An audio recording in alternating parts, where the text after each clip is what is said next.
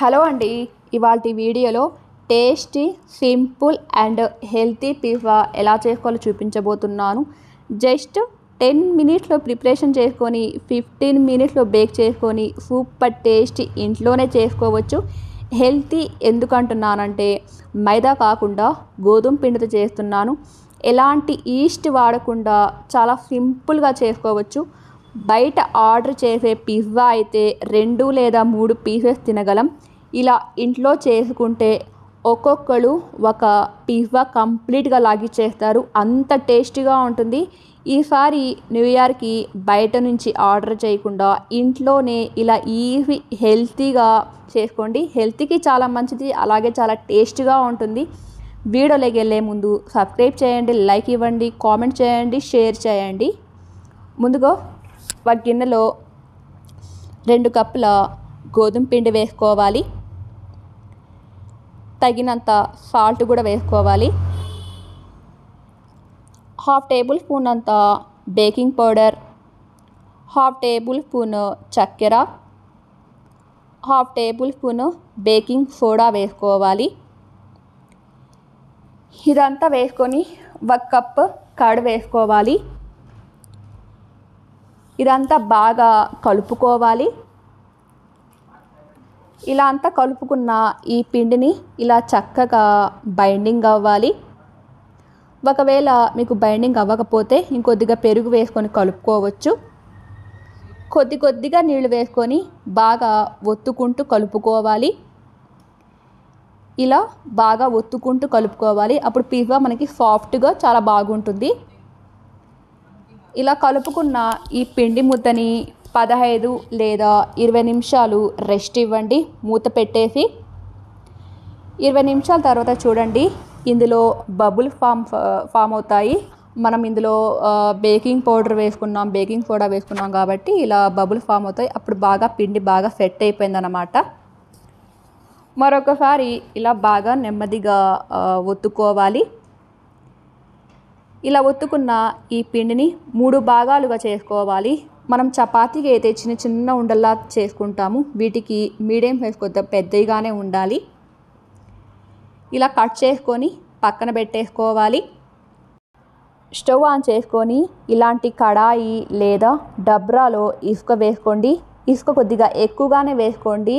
ఇసుక ఎంత హీట్ అయితే పిజ్జా కూడా అంత బాగా కుక్ అవుతుంది.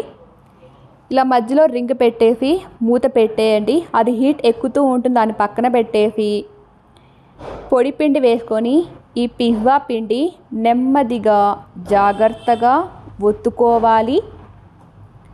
మరి మందంగా కాకుండా మరి పల్చగా కాకుండా ఇక్కడ చూపిస్తున్న విధంగా ఇలా ఉండాలి. స్టీల్ ప్లేట్ తీసుకొని కొద్దిగా ఆయిల్ అప్లై చేసుకోవచ్చు. కింద అంటుకోకుండా నీట్గా వచ్చేస్తుంది.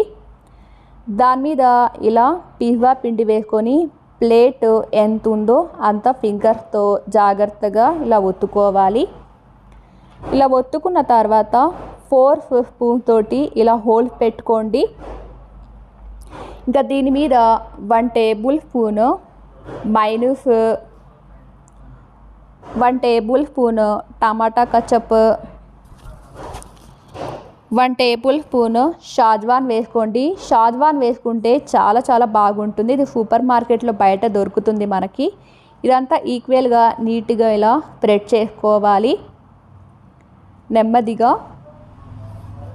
ఇలా అంతా స్ప్రెడ్ చేసుకున్న తర్వాత సన్నగా కట్ చేసుకున్న కొన్ని ఉల్లిపాయలు, కొన్ని స్వీట్ కార్న్, సీడ్స్ తీసేసిన టమాటా వేసుకోవాలి సన్నగా కట్ చేసి. దీని మీద క్యాప్సికమ్ కూడా వేసుకోవాలి.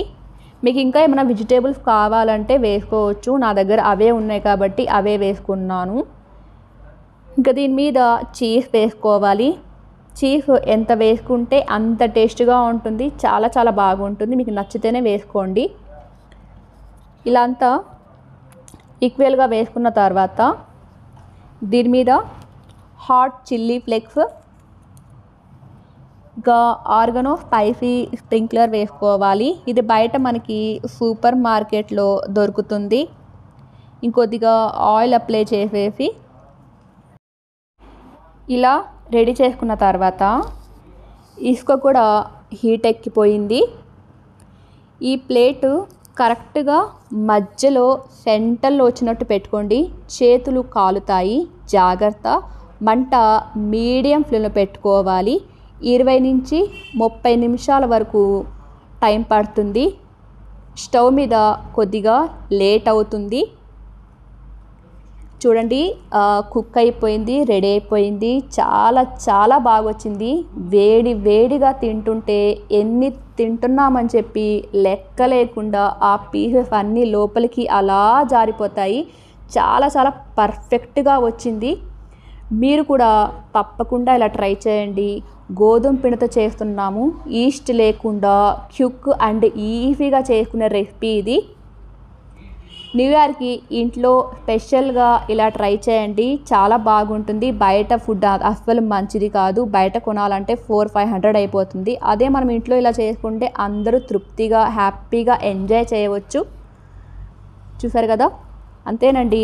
ఒక వీడియో వెనకాల చాలా కష్టం ఉంటుంది. సబ్స్క్రైబ్ చేయండి, లైక్ ఇవ్వండి, కామెంట్ చేయండి, షేర్ చేయండి.